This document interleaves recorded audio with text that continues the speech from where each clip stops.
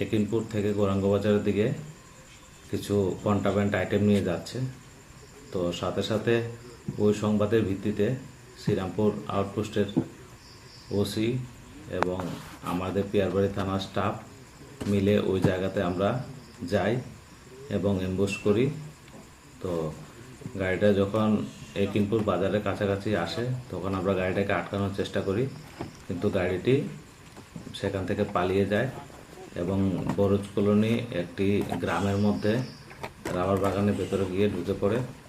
তো আমরা সেখানে গিয়ে দেখি প্রচণ্ড বৃষ্টি এবং খুব গভীর জঙ্গল এবং রাবার বাগান ছিল। সে গাড়িটি জঙ্গলের মধ্যে রেখে পালিয়ে যায়। তখন আমরা পার্শ্ববর্তী লোকজনদেরকে ডেকে গাড়িটি আমরা তল্লাশি করি এবং ওই গাড়ির ভেতরে আমরা সর্বমোট 80 বোতল ফেন্সিডিল উদ্ধার করি এবং